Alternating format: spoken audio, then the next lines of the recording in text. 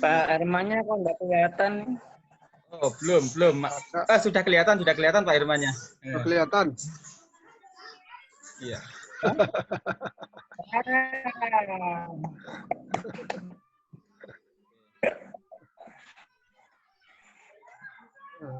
Ini sudah ngerekod. Oh, udah. Ini hostnya masih di apa? Screen sharing saya masih di stop nih. Oh ya, sebentar Pak. Saya setting dulu dari sini. Biar enak nanti.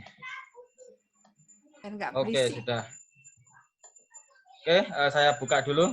Assalamualaikum warahmatullahi wabarakatuh. Selamat siang. Selamat siang untuk kita semua. Yang kami hormati Bapak Hirman Karim dan seluruh peserta pelatihan online training. Perkenalkan, nama saya Asif dari Jakarta. Mungkin saya tidak perlu banyak ya memperkenalkan diri saya ataupun memperkenalkan instruktur kita. Nanti akan langsung saja ke Pak Hirman ya untuk mempresentasikan tentang judul kita pada hari ini tentang Undang-Undang Nomor 1 Tahun 1970. Nah, itu nanti apakah undang-undang itu masih relevankah dengan saat ini, nanti kita akan mendengarkan penjelasan dari beliau. Nah, karena setahu kami undang-undang itu belum ada penggantinya ataupun belum ada revisi sama sekali ya sampai tahun ini seperti itu. Ya, maka kita langsung saja mendengarkan penjelasan beliau tentang undang-undang ini. Silakan Pak Hirman, karena sudah langsung menampilkan PPT-nya ini. Silakan Pak.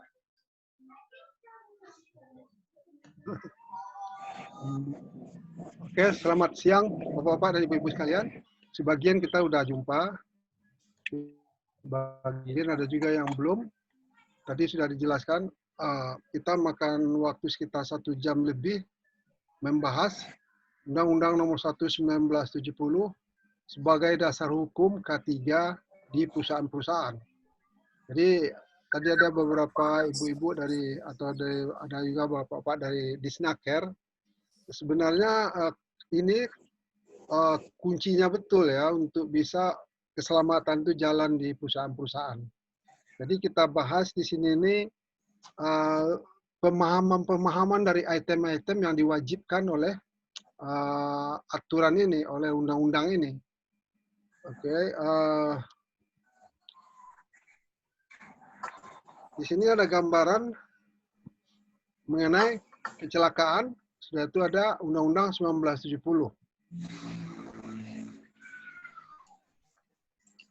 Oke, jadi Undang-Undang 1970 sedangkan di sebelah kanan. Apa bisa dilihat gambaran saya apa nih? Slide? Bisa Pak. Bisa, ya? Sudah nampak. Ya. Bisa ya, belum bisa ini Pak. Di mana masalahnya? Oh, Dan yang dari Papua belum ya? nah, dari saya Mas Asif, dari saya belum kelihatan ini, masih kelihatan apa ini? Apa? Salam tangan ini apa ini? Mungkin jaringannya mungkin? Iya, jaringannya. Ya. Suaranya terdengar baik Pak. Cuma Pak punya materi tidak kelihatan ini. Iya. Oke, kita teruskan aja, nanti mungkin dia pulih nanti. Ya. Jadi ada di sini nih gambaran mengenai kerugian perusahaan. Sudah itu ada syarat K3 perusahaan. Namanya syarat K3, syarat keselamatan kerja, sudah mesti harus terlaksana syaratnya. Kalau tidak ada syaratnya, ya tunggu aja kerugian akibat kecelakaan. Oke. Dan rekod dari kecelakaan ini sangat tinggi ya per tahunnya, dan ada kecenderungan berkurang, tapi kecenderungan naik mungkin juga masih kelihatan. Oke, awal pertamanya ya, Undang-Undang Dasar 1945 dan penghidupan yang layak bagi kemanusiaan. Jadi di sini secara implisit ini diartikan bahwa kehidupan yang layak itu harus ada keselamatan kerjanya, keselamatannya. Berikut mengenai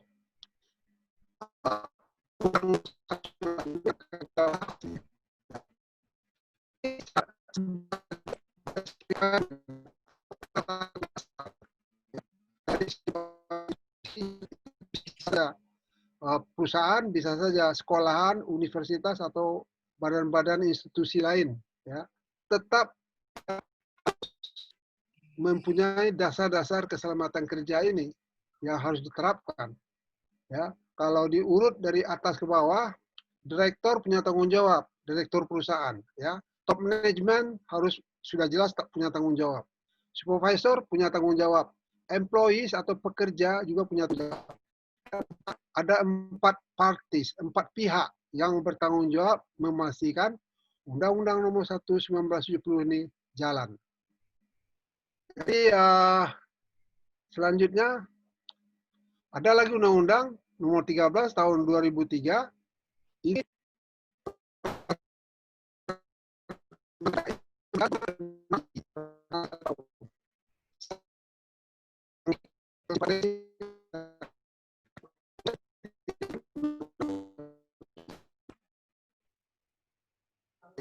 Oke, jadi Undang-Undang Nomor 1 1970 ini tentang keselamatan kerja. Ini hak dan kewajiban karyawan dan perusahaan. Jadi perusahaan atau manajemen punya hak dan kewajiban. Ya. Setelah itu ini bentuk undang-undang. Ya. Undang-undang ini ditempel biasanya di tempat-tempat yang strategis di perusahaan. Ya. Dan memang sudah berupa kewajiban. Sudah berupa syarat dari undang-undang ini sendiri. Di perusahaan harus ditempel. Ya.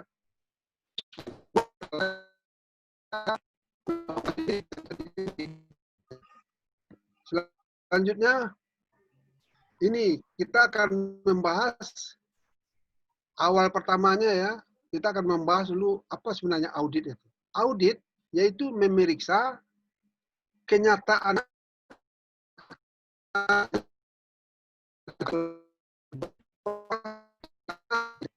jadi itu yang dimaksud dengan istilah audit. Jadi audit ini memeriksa secara sistematis ya. Rencana-rencana atau ketentuan-ketentuan yang tertulis dilaksanakan enggak, diimplementasikan enggak. Jadi bisa dalam bentuk temuan.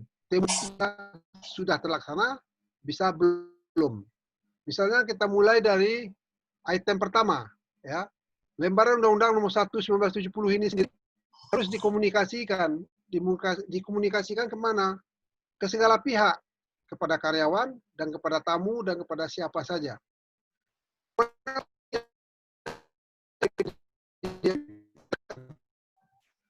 Diperkenalkan atau dikomunikasikan kepada karyawan. Harus ada minimal dalam setahun atau 2 kali dalam setahun, ada pertemuan khusus, pertemuan keselamatan kerja namanya, di sana. Kalau karyawan perusahaan itu 200 orang, ya harusnya 200 orang itu pernah hadir di sana. Mungkin tidak sekali pertemuan, tapi di pertemuan-pertemuan yang lain, ya. Tapi membahas subjeknya, pokok masalahnya adalah Undang-Undang Nomor 1 1970. Maka kita sebagai orang, ya ini sebagai orang yang mengaudit, jadi orang mengaudit ini bisa saja orang perusahaan itu sendiri, oleh perusahaan, ya mengaudit, memeriksa, apalagi kalau bagian pengawasan di Snaker yang kebetulan alhamdulillah ada hadir di sini sekarang.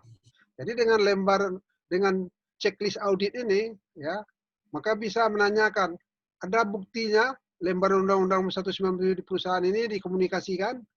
Kalau perusahaan tidak ada buktinya, berarti suatu temuan yang belum ya. Apa alasannya terserah, mungkin direncanakan selanjutnya atau gimana. Yang kedua misalnya, organization chart mencakup tanggung jawab ketiga personel terkait. Jadi ada ya. suatu program mencegah dan mengurangi kecelakaan tetap di perusahaan ini. Jadi program tahunan itu ada Januari sampai Desember pada tahun 2020 misalnya. Itu ada menjelaskan program dari Katia, ya. Supaya dia akan mengurangi kecelakaan.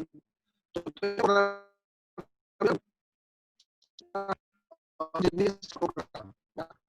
Program melakukan setiap bulan. Harus ada buktinya. Itu diaudit, ada buktinya bahwa mereka melakukannya. Kalau kita periksa bulan Juni, berarti beberapa bulan sebelum Juni, dari Januari sampai Juni, sampai sebelum Juni, ada bukti. Ya, mungkin saudara bapak-bapak paham sudah maksudnya itu. Sudah itu yang ketiga, program mencegah kecelakaan. Ini yang program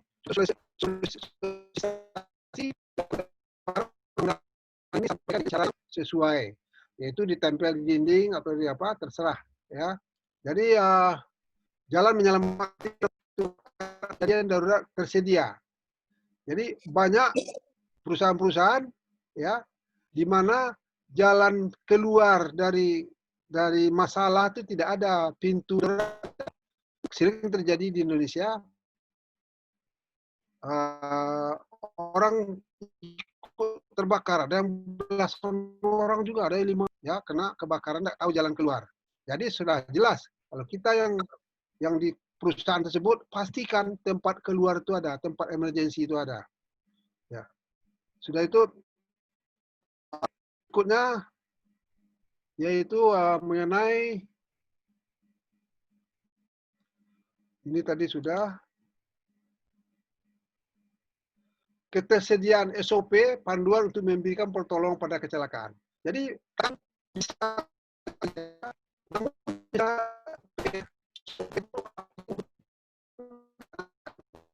orang yang mau membantu orang dalam kecelakaan. Ya. Suatu tim damkar untuk mencegah peledakan, mengurangi pemadam kebakaran.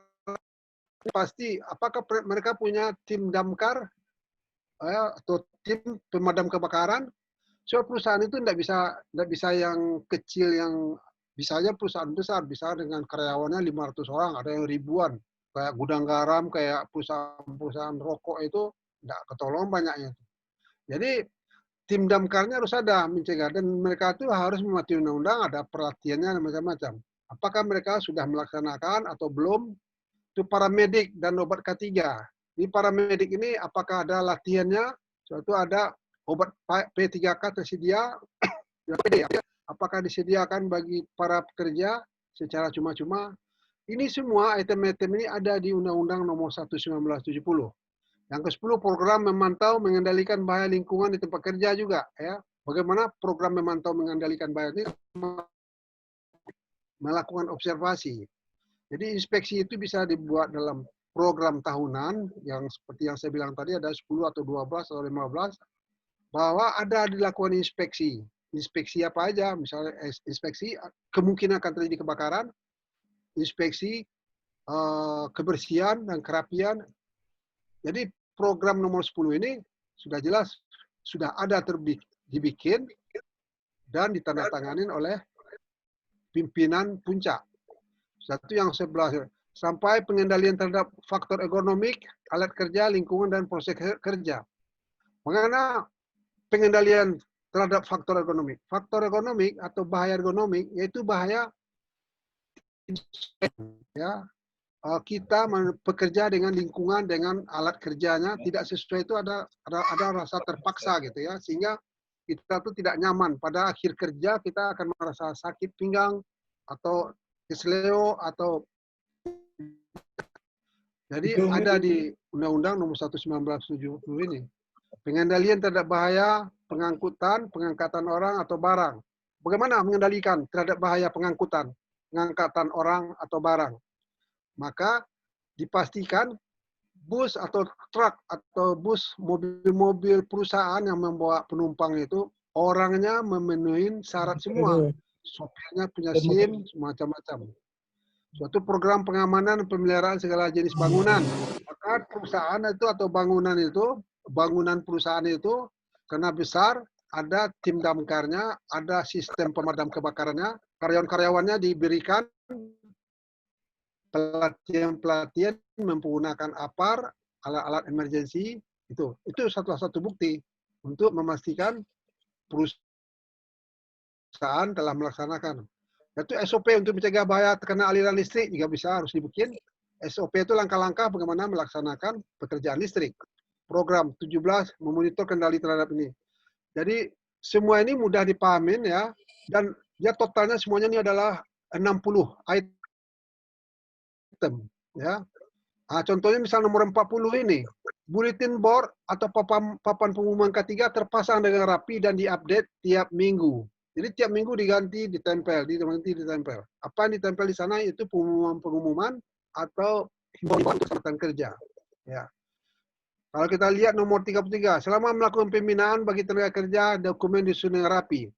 Jadi ada pembinaan, pelatihan, training untuk perusahaan-perusahaan, untuk karyawan-karyawan perusahaan, ini harus disimpan dengan rapi dan sebagai bukti bahwa ada perusahaan melaksanakan pelatihan untuk karyawannya. Ya. Sekarang kita pilih nomor 36. Semua rambu-rambu K3 terpasang di perusahaan dan disosialisasikan kepada semua pihak. Jadi kalau sudah ada kata-kata disosialisasikan ini harus dikumpulkan orang, ya sesuai dengan ruangan banyaknya. Suatu diberikan kehadirannya dan dibicarakan sosialisasi apa yang dibicarakan. Misalnya sosialisasi terhadap bahaya kebakaran, sosialisasi salah manual handling atau macam-macam ya, banyak itu jadinya. Nah, kita pilih misalnya 31 ya, hal yang kita seperti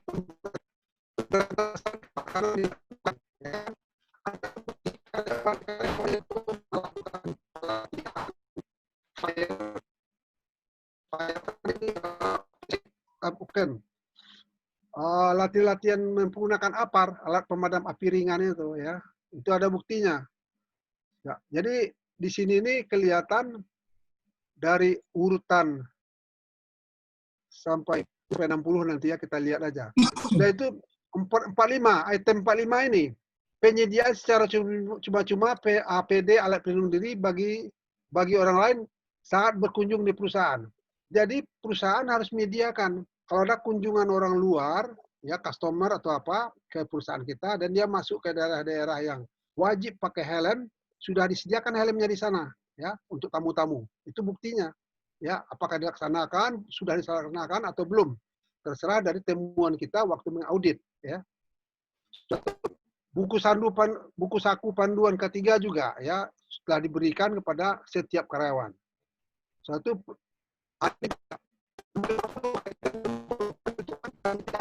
keselamatan dan kesehatan kerja P2K3. Ini ada undang-undangnya nih, ya.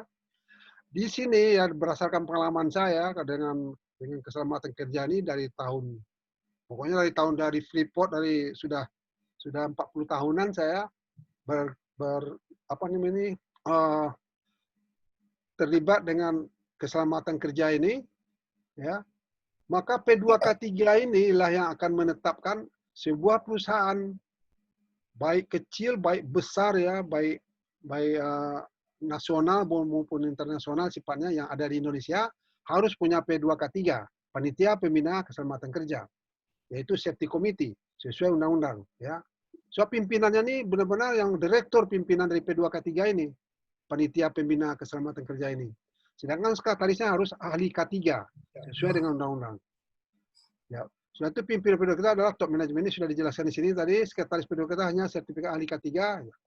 Oke, kita tidak akan membicarakan secara terperinci. Sudah itu oke, kita ambil nomor 58. Laporan P2K3 kena Kersos atau tenaga kerja ya, Dinas Tenaga Kerja. Kalau di sini kebetulan Kota Balikpapan dilaksanakan setiap 3 bulan sesuai undang-undang. Ya. Jadi baik di Surabaya perusahaannya, baik di mana-mana, laporan P2K3 ini memastikan bahwa program K3 jalan di perusahaan. Karena ini kuncinya nih P2K3. Ya. Suatu manual K3 ini tergantung dari apa? Sesuai dengan peraturan pemerintah nomor 50 tahun 2012 dibuat dan dijadikan pedoman program K3. Jadi kita udah 2 kali melakukan apa nih PP 50 2012 ini ya, pelatihan yang seperti sekarang ini. Dan banyak peminatnya, masih ada permintaan untuk dilaksanakan lagi nih ya. Ini sangat komprehensif yang memastikan keselamatan kerja programnya jalan di perusahaan. Ya. Oke, kita teruskan.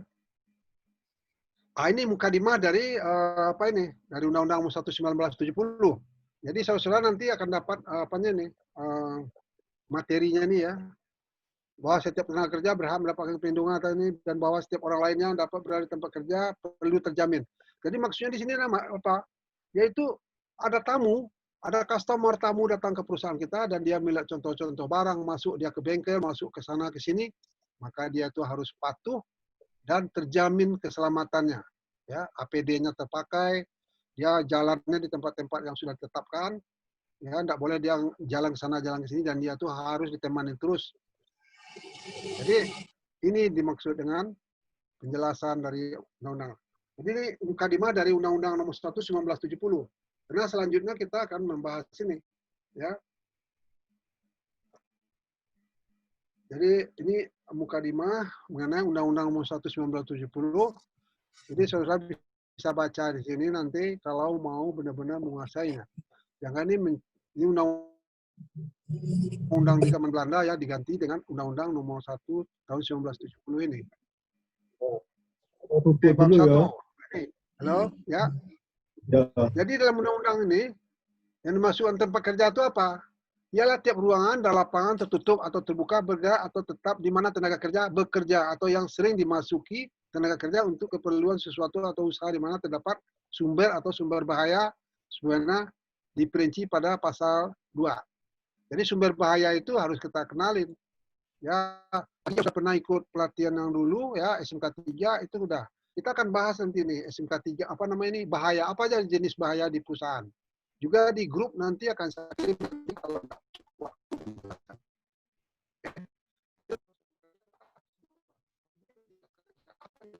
apa yang dimaksud dengan tempat kerja, ya, sehingga tidak ada satupun perusahaan bisa berkelit, ya, sebab semuanya di sini tercover dengan jelas. Suatu pengusaha ialah orang-orang atau badan hukum yang menjalankan orang atau pokoknya ada penjelasan di sini, saudara-saudara bisa baca aja, tidak ada masalah. Orang atau badan hukum yang di Indonesia mewakili orang atau badan hukum termasuk pada A dan B jika diwakili dikedudukan di luar Indonesia. Dijelaskan semua. Direktur ialah pejabat yang ditunjuk oleh Menteri Tenaga Kerja untuk melaksanakan undang-undang ini. Ya, maksud di sini apa? Ini pihak pemerintah nih di Snaker. Ada bapak-bapak atau ibu-ibu yang ikut di sini nih sebagai pejabat yang ditunjuk oleh Menteri Tenaga Kerja itu punya wewenang yang tidak diragukan ya untuk terlaksananya undang-undang ini. Jadi saya sangat senang kali ada bapak-bapak dari Depnaker ikut di sini nih, bahwa mereka itu punya kekuatan yang dahsyat untuk memastikan Undang-Undang Nomor 1 1970 ini jalan. Suatu pegawai pengawas adalah pegawai teknis berkeahlian khusus dari Departemen Tenaga Kerja yang ditunjuk oleh Menteri Tenaga Kerja. Jadi bapak-bapak dan atau ibu-ibu yang dari dinas tenaga kerja, baik yang dari Surabaya, dari Jawa Tengah tadi atau dari mana, dari Papua juga ada. Ini sudah jelas dengan menggunakan checklist yang 60 tadi itu akan mudah mempertanyakan ke perusahaan-perusahaan. Ya, Bapak item ini kenapa? Mana buktinya? Mana buktinya? Kalau belum catat belum. Kalau apa alasannya bisa dikejar. Oke, ini satu hal ini yang paling penting juga. Ahli keselamatan kerja ialah tenaga teknis keahlian khusus dari luar Departemen Tenaga Kerja, jadi dari perusahaan yang ditunjuk oleh Menteri Tenaga Kerja untuk mengawasi dan ditaatnya undang-undang ini. Ini adalah ahli K3, AK3 umum. Ahli K3, AK3 dari perusahaan. Jadi perusahaan mengirimkan untuk jadi ahli K3 selama 13 hari kalau tidak salah saya. Sudah itu melakukan 13 hari, sudah itu ada tesnya, ada macam-macam, maka mereka akan keluar dan dapat sertifikasi sebagai ahli K3. Jadi mereka ini, K3 ini ya, biarpun dia dari perusahaan, dia punya wewenang yang kuat, lebih kuat dari direktur perusahaan itu sendiri. Jadi kalau saya mengaudit di perusahaan-perusahaan, kalau di organisasi chart-nya dia ditaruh di bawah, itu saya tegur itu. Kalau dia di bawah HRD, di bawah supervisor, di bawah ya, sedangkan dia satu-satunya orang ahli ketiga yang certified dari Naker, itu suatu kesalahan itu. Dia tidak akan punya kuasa untuk menegur, ya. Jadi seringlah saya saya robah bahwa tanggung jawab wewenang ahli ketiga ini sama dengan yang di perusahaan ini ya, sama dengan yang di Disnaker. Jadi dari Disnaker, ya Bapak-Bapak atau Ibu mungkin tahu itu ya, dengan ahli ketiga perusahaan ini saling kerjasama. Jadi kalau dari Disnaker datang berkunjung ke perusahaan, yang ditemuinya pertama itu adalah ahli ketiganya, ya, ahli ketiga di perusahaan itu, ya, membicarakan masalah ini itu macam-macam ya. Mungkin perlu direkomendasi memperkuat usulan-usulan itu. Itu pelaksanaan seharusnya. Oke. Jadi ahli ketiga, ada pertanyaan sama saya. Seorang ahli ketiga, Pak Herman, ini saya berhenti dari perusahaan. Sertifikat saya sebagai ahli ketiga umum tidak berlaku. Itu bukan tidak berlaku, tapi Disnaker, pemerintah atau Menaker pasti ingin tahu di mana kamu akan bertugas selanjutnya, ya, dan harus dilaporkan. Jadi kalau ada sertifikat yang pernah didapatkan dan masih berlaku, karena dia 3 tahun itu berlakunya, itu tetap berlaku, tapi sejauh dilaporkan kemana pindahnya dan diakui keberadaannya di perusahaan tersebut oleh pihak Disnaker. Jadi salah kalau dibilangkan, ya, salah kalau dibilangkan sertifikat A3 tidak berlaku di perusahaan lain. Itu bukan tidak berlaku, dilaporkan. Supaya apa? Supaya terjadi hubungan baik antara ahli ketiga di perusahaan dengan pihak Disnaker setempat gitu. Jadi yang diatur undang-undang ini adalah keselamatan kerja dalam segala tempat kerja. Bayangannya di keselamatan kerja dalam segala tempat kerja. Tempat kerja sudah dijelaskan dari tadi, ya. Baik di darat, di dalam tanah, di permukaan air, di dalam air maupun di udara yang berada di dalam wilayah kekuasaan hukum NKRI. Jadi tidak ada keraguan di sini nih ya di Undang-Undang Nomor 1 1970 ini. Dan penting manajer-manajer, karena saya dengar juga ada pihak manajemen yang ikut tadi, harus memastikan bahwa ini jalan. So, Undang-Undang Nomor 1 1970 ini sudah 50 tahun ya. Ini pendapat saya ya, saya karena sudah ahlinya dari tahun 90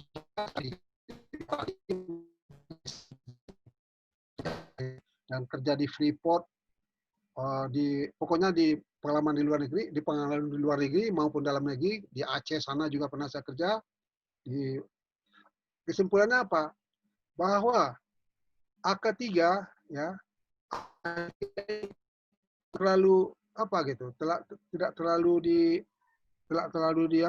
terlalu diperhatikan, tidak terlalu dianggap penting gitu ya. Ini salah sekali. Jadi tidak sama dengan perusahaan-perusahaan asing. Oke. Jadi sudah tahu apa jenis perusahaan, apa bentuk perusahaan yang ada di, kira tidak akan terlepas dari Undang-Undang Nomor 1 1970 ini. Sebab kalau diterapkan Undang-Undang Nomor 1 1970 ini sejak tahun 70 dengan benar ya, segala pihak terkait terlibat secara serius, saya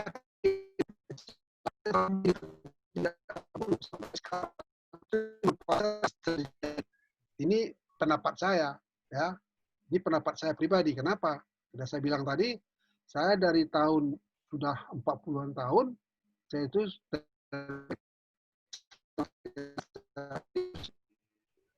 jadi ini penjelasan lebih lanjut, dibuat, diolah, dipakai, digunakan, dan diangkut dan disimpan bahan atau barang. Jadi kalau di sini sudah perusahaan itu dan disimpan bahan atau barang yang dapat meledak, mudah terbakar, menggigit, beracun, maka di sini perlu pelatihan-pelatihan ini, ya, kren operatornya, forklift operatornya, Udang itu kalau menempat barang itu tidak boleh sembarangan. Ada jenis bahan berbahaya B3 namanya. Kalau didekatkan dia bisa terjadi ledakan dan menimbulkan sesuatu yang berbahaya. Ya. Jadi itu sudah jelas ya, di mana dipergunakan dan dibuat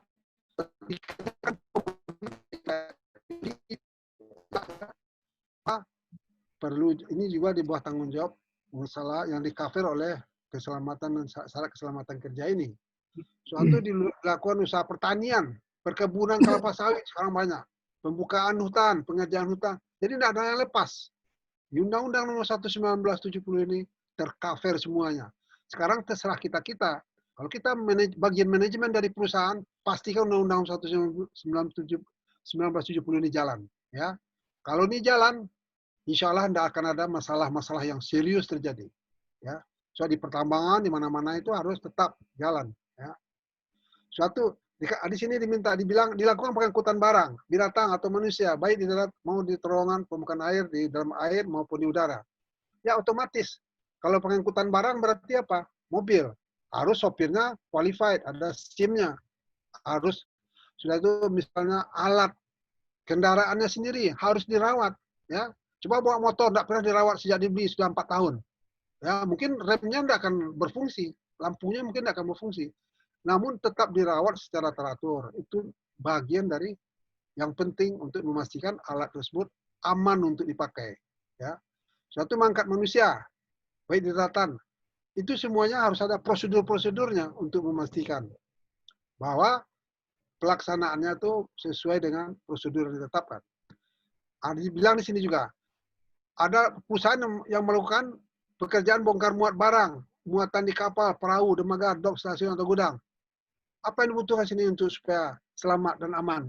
Ya, maka tentu operator kerennya harus dilatih, training, kerennya juga harus dirawat. Ya, sudah itu operator dan riggernya juga, juru ikatnya. Jadi semuanya terkait. Jadi kita sebagai yang mengaudit perusahaan dengan menggunakan checklist yang tadi ya, ini akan kelihatan nanti nih. Perusahaan itu apakah mematuhi Undang-Undang Undang-Undang Nomor 1 1970 ini atau tidak? Ya, itu maksud saya di sini nih, maksud kita membahas ini. Ya, termasuk juga ini dilakukan penyelaman, pengambilan benda dan pekerjaan lain di dalam air. Orang kalau menyelam itu biasanya pakai apa? Scuba, apa itu namanya? Contained breathing apparatus itu, contained breathing apparatus untuk bernapas yang ada tabungnya. Itu dibutuhkan pelatihan, ya. Kalau di Balikpapan kita sering mengajarkan pelatihan-pelatihan seperti itu, ya. Sudah itu harus dilaksanakan. Kenapa? Itu alat pernapasan tersebut, ya, tabung SCBA itu, ya, contained breathing apparatus itu namanya, ya. Itu harus ada latihannya, baru orang bisa memakai. Jadi contained breathing apparatus ini juga untuk orang-orang memadamkan kebakaran, ya, untuk masuk ke daerah yang berasap. Karena yang paling banyak kalau terjadi kebakaran, orang yang membantu, orang yang meninggal akibat kebakaran itu bukan karena apinya, tapi karena asapnya. Asap dari kebakaran itu mengandung karbon monoksida yang membuat orang itu meninggal. Ya, ini yang berbahaya asap ini. Maka untuk selamat orang pakai SCBR itu, contained breathing apparatus, alat tabung untuk bernapas. Satu, dilakukan pekerjaan dalam ketinggian di atas permukaan tanah atau perairan. Apa cerminannya perusahaan menjalankan di sini? Berarti karyawan yang bekerja di ketinggian harus mengikuti aturan-aturan bekerja di ketinggian. Kalau di Indonesia terkenal dengan RAI, kalau nggak salah saya RAI, ya, yang hubungan RAI atau kelompok perusahaan, kelompok PJK 3 kalau nggak salah saya, yang berhubungan dengan bekerja di ketinggian. Ya, itu. Jadi harus dipatuhin. Sudah itu dilakukan pekerjaan di bawah tekanan udara atau suhu yang tinggi atau rendah. Ya, ini tergantung, tapi tetap harus ada. Yang jelas ada bahayanya di sini. Soal kunci dari keselamatan kerja itu apa? Mengenali bahaya. Ya, sudah itu menilai risiko bahaya tersebut. Ya, sudah itu menerapkan kontrolnya. Satu yang K, dilakukan pekerjaan yang mengandung bahaya tertimbun, tanah, kejatuhan, terkena pelantikan benda, terjatuh. Ini sudah tercover semua ini. Ini baru-baru ini tertimbun di mana nih? Oh, di luar negeri. 116 orang kah? Orang yang menggali bebatuan kalau nggak salah. Ya, kalau di Indonesia juga sering tertimbun penggalian yang tertimbun. Jadi harus sesuai, harus ada prosedurnya. penting diketahui apapun yang dikerjakan pasti perlu prosedur. Suatu setelah prosedur apa? Kita perlu GSA. GSA itu apa? Untuk menilai langkah-langkah yang berbahaya dari prosedur tadi. Langkah yang berbahaya dari prosedur tadi tentu ada risikonya. Maka kita terapkan kontrol untuk menghilangkan risiko kalau bisa, atau menekan risiko jadi rendah sampai bisa diterima. Oke, lakukan pekerjaan mengandung bahaya, tertimbun, segala macam itu sudah jelas dan sering terjadi. Dilakukan pekerjaan dalam tangki sumur atau lubang. Ini confined space. Mungkin saudara sering mendengar, orang banyak meninggal di lubang sumur. Kenapa? Karena ada gas beracun di sana, ada H2S, gas. Kalau di bawah, H2S ini gini, dia tuh lebih berat dari udara. Maka kalau ada sumur-sumur yang dalam ya, sumur-sumur tanah ya, itu dia gas H2S ini dia ngendap di bawah itu dia. Kalau ada orang sesuatu yang turun ke bawah mengambil sesuatu yang jatuh, dia tidak bangkit lagi itu. Datang satu orang lagi, bertumpuk di sana. Datang sampai 3 orang meninggal. Dan itu sering terjadi di negeri kita ini. Karena mereka tidak mengetahui di dalam sumur itu ada gas H2S yang terkenal, yaitu gas asam belerang ya, yang sifatnya itu lebih berat dari udara, maka dia cenderung di lekukan-lekukan tanah dia akan berada di sana. Maka perlu pelatihan-pelatihan kalau ada pekerjaan di dalam lubang itu. Yang terdapat atau menyebabkan suhu kelembapan dan debu kotoran. Jadi perusahaan-perusahaan yang banyak orang bekerja di dalamnya itu harus diatur temperaturnya, suhunya, segala macam. Ya. Dan harus dipastikan dan diukur. Jadi diukur itu.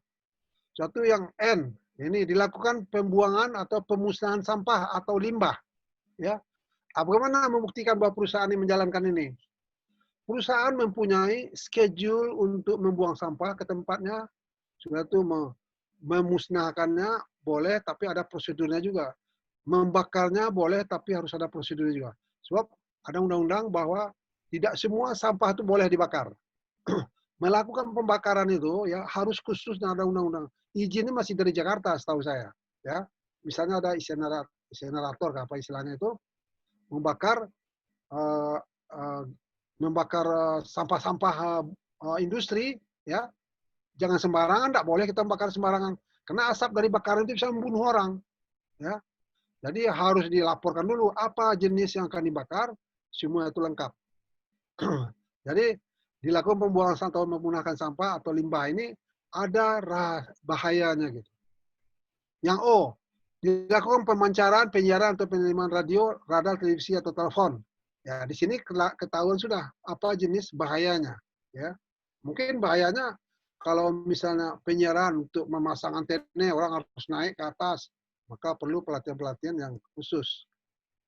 Dilakukan pendidikan dan pembinaan percobaan, ya, dibangkitkan, dirubah, dikumpulkan, disimpan, dibagi, dan disalurkan aliran listrik dan gas minyak. Sudah jelas apa bahayanya. Ya, kalau jelas ada bahayanya, maka perlu pelatihan.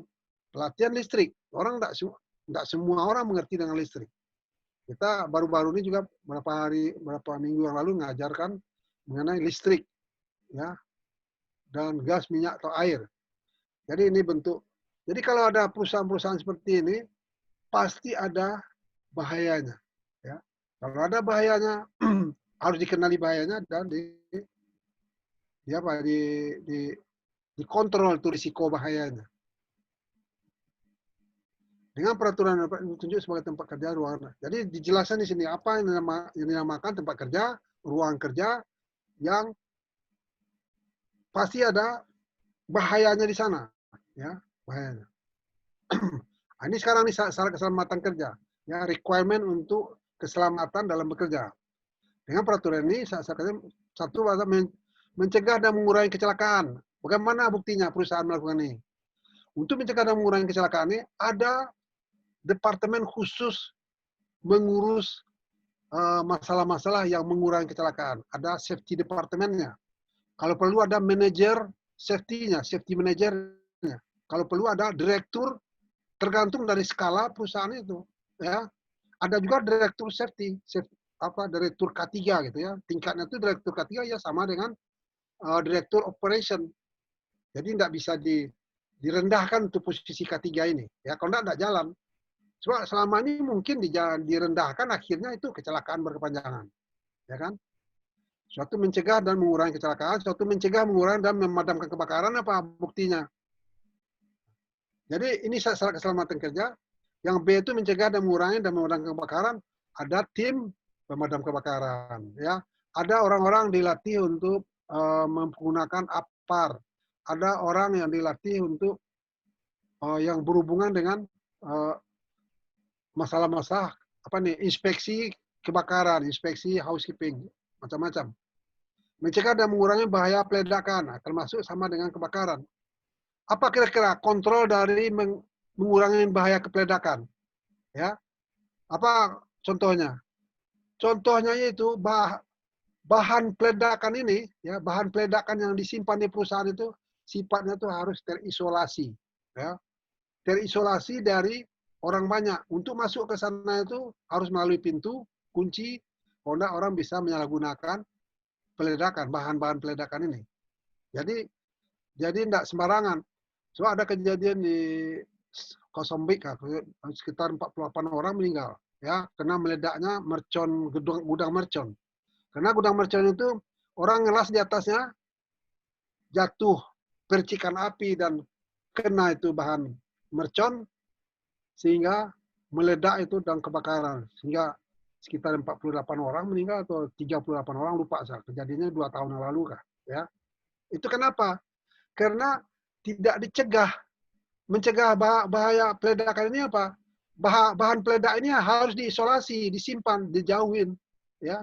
Nggak boleh berdekatan dengan orang yang ada membuat sumber panas itu. Ini satu, memberi kesempatan menyelamatkan diri pada waktu kebakaran atau kejadian lain yang berbahaya, ya. Itu sama dengan yang kita bicarakan tadi.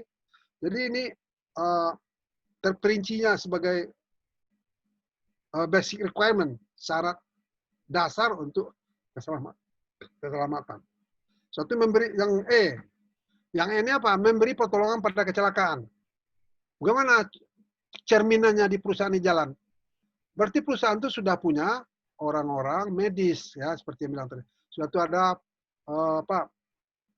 apa namanya ini, tool first aid box. First aid box itu alat P2K, pertolongan pertama. P3K, alat P3K.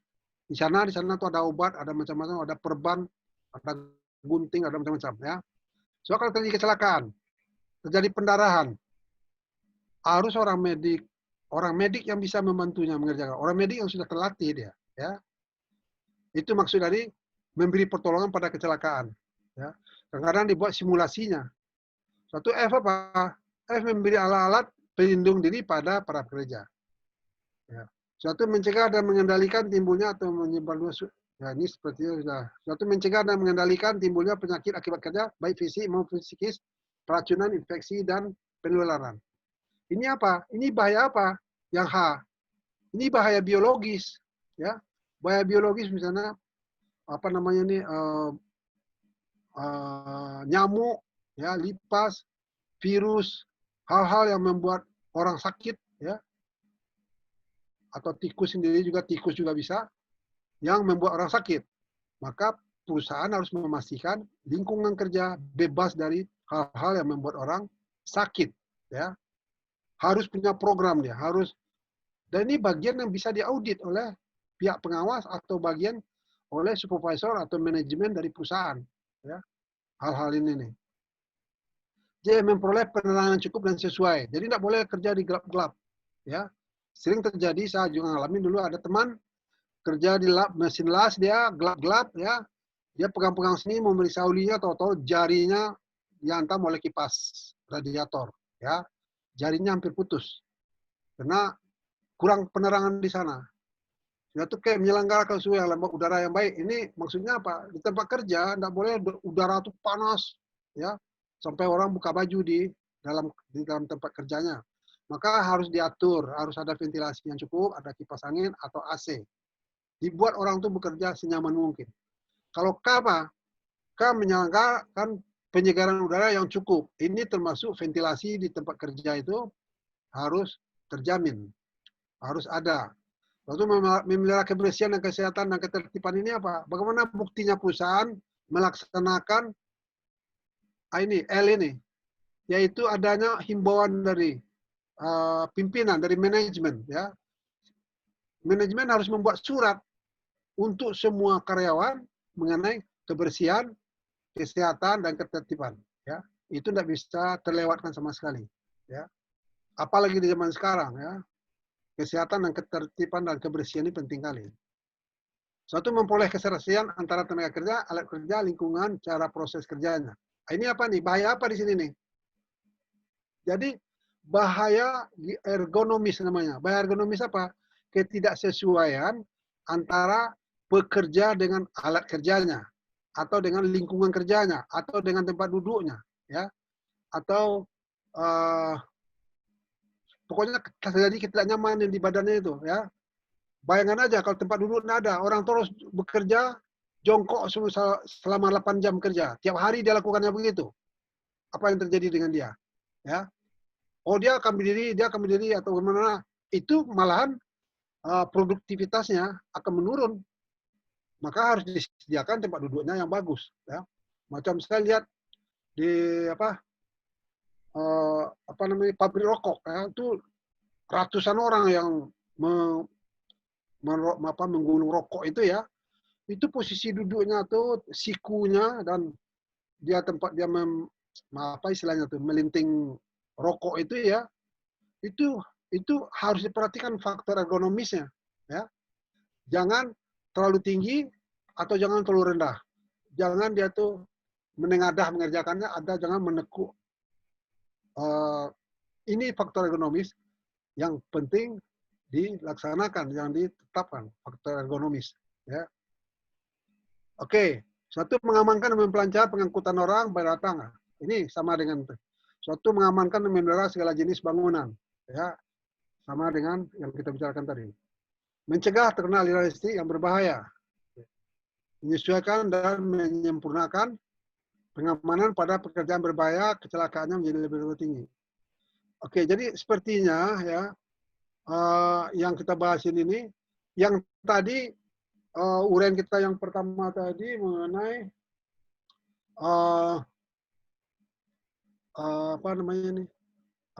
yang dianggap tempat-tempat bekerja yang mencakup hal-hal yang sifatnya itu ada bahayanya gitu, ya. Sedangkan yang barusan kita lewat ini tadi, ini syarat-syarat yang harus dipatuhin oleh 4 pihak tadi ini, direktur, top manajemen, supervisor, dan karyawan. Syarat tersebut memuat prinsip-prinsip ini menjadi suatu kumpulan, ya. Jadi ini cukup apanya. Dengan peraturan perundangan ini dirubah seperti disebut dalam ayat 2 dengan peraturan perundangan ditetapkan siapa yang berkewajiban dan memenuhi dan mentaati syarat-syarat keselamatan kerja tersebut. Jadi pengawasan. Jadi pengawasan ini termasuk orang ahli K3, ya. Direktur melakukan pelaksanaan umum terhadap, di sini direktur melakukan pelaksanaan umum terhadap undang-undang ini. Sedangkan para pegawai pengawas ini dari pihak Depnaker nih, ya. Direkturnya kalau sekarang siapa? Pak Gasma Hadi, ya, direktur pengawasan. Itu teman saya itu, dia orang Aceh. Jadi direktur ini, ya, melakukan pelaksanaan umum terhadap undang-undang ini tentu melalui orang-orang yang di daerah-daerah yang orang-orang pembantunya dalam tugas ini, ya. Dan sudah itu apa? Para pegawai pengawas dan ahli keselamatan kerja di perusahaan tersebut menjalankan pengawasan langsung terhadap ditaatinya undang-undang ini dan membantu pelaksanaannya. Jadi dari bab 4 pengawasan pasal 5, ya, item 1, ini jelas nih tugas dari pihak-pihak kita, ya. Ya, jadi kadang-kadang saya sayangkan, dia ahli K3, sudah sertifikasi, sudah dapat sertifikat, ya. Mengenai Undang-Undang 1970 ini enggak ngerti dia. Sehingga enggak tahu dia apa yang akan dilakukan. Jangan di sini dijelaskan pada bab 4 pengawasan pasal 5 ini, ya. Jadi melakukan pelaksanaan umum terhadap undang-undang ini, sedangkan, ya, jadi sudah harus dipastikan ini terlaksana. Ya. Suatu wewenang dan kewajiban direktur masuk ya, pegawai pengawas dan ahli keselamatan kerja dalam melaksanakan undang-undang ini. Suatu pasal 6, barang siapa tidak dapat menerima, ini persyaratan selanjutnya apabila ada keputusan-keputusan yang tidak bisa diterima, ada jalurnya untuk dibawa ke pengadilan. Sebab dia ada sanksinya kan. Suatu cara pembuatan susunan perintah ini juga, ini Menteri Tenaga Kerja. Jadi ini mukadimah selanjutnya untuk mempertegas bahwa Undang-Undang Nomor 1 1970 ini banyak tidak jalannya daripada jalan. Ya. Oke, suatu nomor 8, pasal 8, pengurus diwajibkan memeriksa kesehatan badan, kondisi mental dan fisik dan tenaga kerja yang akan diterimanya maupun akan dipindahkan. Apa maksudnya di sini? Ya, maksudnya di sini bahwa di manusia, ya, di calon pekerja atau di manusia itu ada bahaya. Apa bentuk bahayanya?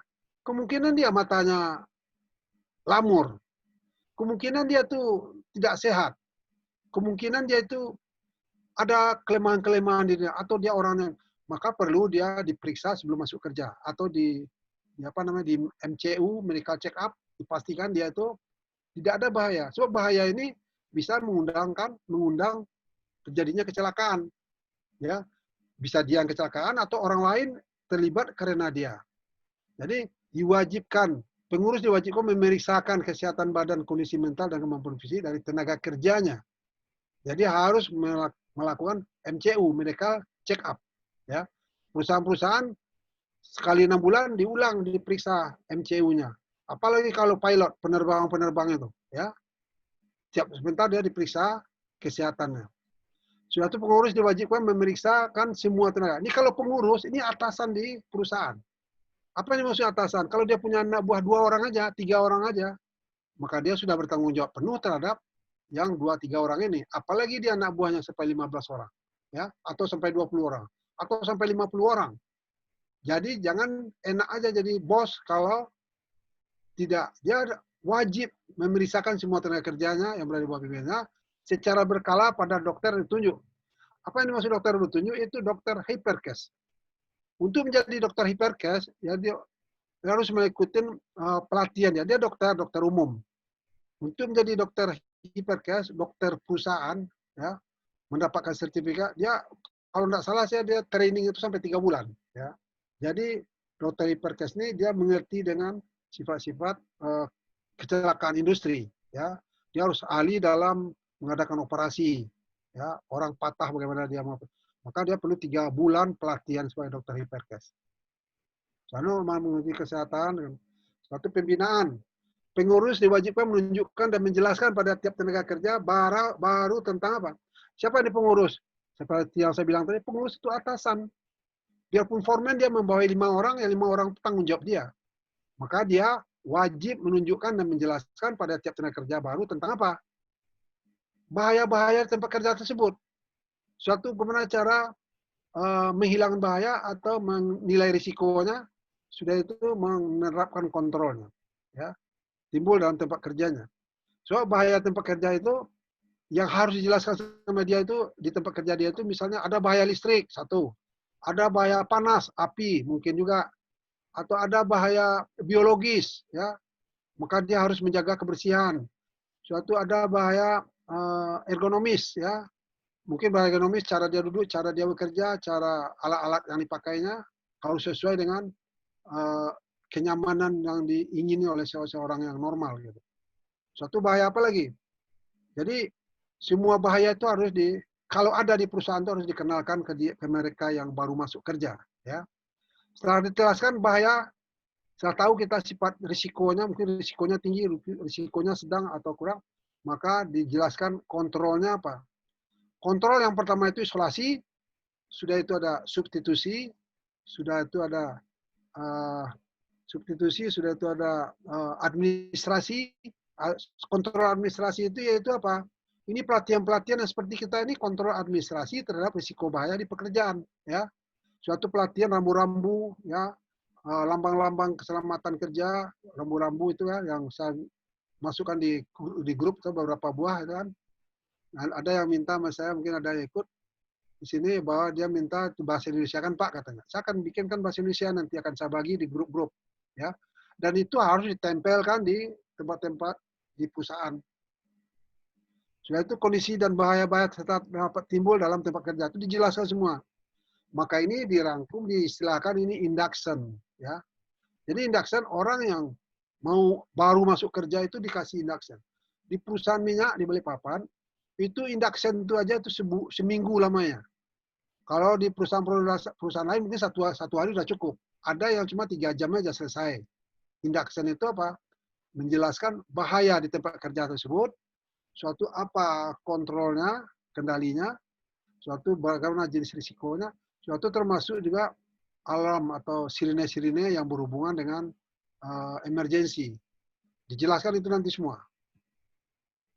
Oke, semua pengamanan alat pelindungan yang diharuskan dalam tempat kerja itu dijelaskan. Ya. Alat-alat pelindung diri bagi tenaga kerja yang bersangkutan juga dijelaskan cara menggunakannya, cara menggunakannya, cara membersihkannya, cara-cara dan sikap yang aman dalam melaksanakan pekerjaannya juga dijelaskan kepada orang baru tersebut. Karena itu urusan dari pengurus. Yang pengurus di sini apa? Atasan. Ya.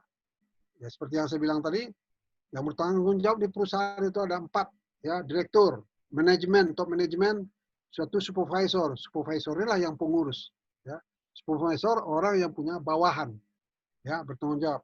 Pengurus hanya dapat mempekerjakan tenaga kerja yang bersangkutan setelah ia yakin bahwa, jadi kalau di tempat lain, bahwa dia yakin itu dia ada di sana itemnya yang harus dia pahamin, ya, tulis, nanti orang baru ini atau tamu ya, itu dia akan tanda tangan ini. Bahwa lembaran itu ditandatangani bahwa dia sudah ngerti bahaya di sana. Dan mengerti kontrolnya di sana, dan sudah tahu dia bahwa dia bergerak di perusahaan itu, karena dia tamu, harus ditemanin oleh seseorang. Maka dia tanda tangan itu lembaran itu. Ya. Nah, itu buktinya bahwa orang itu sudah menjalankan item ini. Ya. Pengurus hanya inilah yang dimaksud dari yang kita bahas ini. Suatu pengurus diwajibkan menyelenggarakan pembinaan bagi semua tenaga kerja yang ada di bawah pimpinannya dalam pencegahan kecelakaan. Jadi maksudnya di sini, atasan harus memastikan harus ada program training untuk bawahannya. Bawahannya kadang-kadang bisa 50 orang, bisa 100 orang, bisa 200 orang. Maka ada program-program training ya dalam pencegahan kecelakaan dan pemberantasan kebakaran juga. Jadi wajib training yang dilakukan oleh karyawan ya, training apa? Firefighting. Firefighting itu kebakaran yang menggunakan apar ya. Sudah itu first aid, bisa dia menggunakan perban, membantu pada pertolongan pertama kecelakaan ya, P3K ya. Ini wajib, ini ada undang-undangnya. Jadi dan sasarannya begini, minimal kalau di perusahaan yang bagus itu kalau tidak salah dia begini, dari 10 orang karyawan itu minimal 3 orang tuh harus training itu. Ya. Jadi tidak mutlak juga semua. Kalau di perusahaan-perusahaan yang bagus itu ya, kalau orang kerja ke hutan bagian surveyor, bagian apa, harus diikutkan orang yang sudah training medical ini, training first aid ini, training yang sifatnya emergency. Jadi pengurus diwajibkan memenuhi dan mentaati semua syarat dan ketentuan. Jadi kembali lagi, pengurus siapa? Kan tadi saya dengar ada juga yang manajemen kerjanya, mungkin ada bawahannya, ada yang harus diawasinnya. Maka wajib memenuhi dan mentaati semua syarat dan ketentuan yang berlaku bagi usaha dan tempat kerja yang dijalankannya. Jadi nggak bisa dia berpangku tangan aja. Gitu. Nah ini P2K3 tadi, panitia pembina dan keselamatan kerja. Seperti yang saya bilang, ini ujung tombak untuk keselamatan kerja di perusahaan. Sebab perusahaan itu ada 1.000 orang karyawannya, ada 500 orang. Harus ada forum P2K3. Ya. Jadi P2K3 inilah menetapkan mana bahayanya, mana yang pokoknya jumlah jenis bahaya di perusahaan itu. Jadi susunan panitia pembina keselamatan kerja ini ya, ditetapkan oleh Menteri Tenaga Kerja dan melaporkan kecelakaan-kecelakaan yang harus dilakukan oleh grup P2K3 ini. Atau panitia pembina keselamatan kerja. Sudah itu tata dan cara pelaporan pemeriksaan termasuk dalam ayat 1 diatur dengan peraturan perundangan. Kewajiban dan hak tenaga kerja apa? Jadi tenaga kerja juga punya hak dalam masalah ketiga. Tenaga kerja untuk memberikan keterangan yang benar bila itu tanggung jawabnya. Jadi kalau ada orang dinas datang memeriksa suatu kecelakaan, dia wajib memberikan penjelasan, tidak boleh sembunyi. Ataupun ahli K3 yang bertanya, kalau dia sebagai saksi suatu kecelakaan, dia tidak bisa sembunyikan. Dia melanggar undang-undang kalau dia tidak mau menjelaskan apa yang terjadi sebagai saksi. Ya, jadi harus memberikan keterangan yang benar terhadap suatu kecelakaan. Suatu memakai alat-alat pelindung diri yang diwajibkan, ya. Sudah jelas itu kewajiban dari karyawan, ya. Suatu memenuhi dan mentaati semua syarat keselamatan kerja dan kesehatan kerja yang diwajibkan. Meminta pada pengurus, jadi karyawan bisa meminta kepada atasannya agar dilaksanakan semua syarat keselamatan dan kesehatan kerja yang diwajibkan. Ini hampir belum pernah saya dengar, karena udah lama saya kerja dengan safety, atau saya punya anak buah, belum ada yang nanyakan, Pak, ini kita perlu ini untuk keselamatan ini. Yang nuntut macam-macam itu cuma gaji aja, tidak ada yang lain saya lihat. Itu permasalahan kita. Jadi kalau di Australia jangan macam-macam. Pernah kejadian, ya, itu di Dartmouth Dam Project dam besar itu di Australia. Waktu itu saya ke sana. Sudah itu pagi-pagi sekali kami sampai di tempat kerja, orang teriak-teriak, strike, strike, strike. Saya tanya sama si Philip, teman saya yang nyopir mobil itu kan, Philip, what's going on? Apa yang terjadi? Saya bilang kan, apa itu strike, strike? Saya nggak tahu itu strike. Suatu dibilangnya strike, kata strike, no work, kata, no work, no work, tidak ada kerja, stop working, kata. Oh, saya bilang, oh mogok, saya bilang, ya mogok katanya, dia bilang. Jadi apa? Apa permasalahannya kalau orang mogok? Itu ribuan karyawannya itu, damnya itu, ya. Saya kerja di sana tuh cuma sekitar sebulan, kurang sebulan. Apa yang sebenarnya terjadi? Sederhana aja. Malam hari scaffolding perancah yang sudah dibuat dan dipasang oleh yang berwenang pada siang harinya, pada sore harinya, itu digeser kira-kira jarak 1 meter, didorong aja, karena dia ringan aja kan. Scaffolding atau perancah kan saudara-saudara tahu. Itu didorong dari tempat aslinya 1 meter aja supaya orang tuh bisa melaksanakan pengelasan, karena tujuannya untuk mengelas malam hari. Tapi karena tidak tanggung posisinya, karena orang siang masangnya tidak terlalu pas, maka orang malam itu menggeser tuh 1 meter aja. 1 meter lebih kurang. Dan diketahui paginya orang masuk shift pagi. Dan dikomplain langsung ke union. Union tuh perserikatan perburuhan. Ya. Langsung orang union perserikatan buruh itu kan kuat betul di sana. Diumumkan langsung. Strike today gitu kan, diteriakkan, itu yang saya dengar. Jadi strike itu maksudnya itu mogok. Saya belum tahu waktu itu bahwa strike itu mogok artinya. Ya. Akhirnya mogok hanya masalah itu, bayangan aja. Mana pernah terjadi di Indonesia itu? Belum pernah, setahu saya. Itu ketatnya orang dengan safety di sana. Ya. Oke, berikut adalah menyatakan keberatan. Jadi karyawan boleh keberatan untuk melakukan suatu pekerjaan yang tidak ada kontrol terhadap risiko bahayanya. Misalnya suruh kerja kita di debu, tidak dikasih masker, ya kan? Tidak dikasih penyaring udara untuk pernapasan, ya. Atau kita disuruh ngelas tapi tidak dikasih alat kaca ngelas itu, ya. Itu bisa kita menolak bekerja, ya. Dan kalau kadang-kadang kan perusahaan tuh mau seenaknya aja dia, orang yang mau bekerja banyak lagi, kamu macam-macam berhenti katanya. Kalau dia melapor kepada pihak Disnaker dan terbukti benar, dia tidak bisa diberhentikan, ya. Nah, itu yang permasalahan yang kadang orang kita tidak tahu. Kewajiban bila memasuki tempat kerja. Jadi siapapun yang memasuki tempat kerja diwajibkan mentaati semua petunjuk keselamatan kerja dan memakai alat-alat pelindung diri yang diwajibkan di tempat kerja tersebut. Ya, tidak bisa dia mentang-mentang dia dari luar, dia diistimewakan, tidak boleh pakai hal-hal yang keselamatan, alat-alat keselamatan kerja.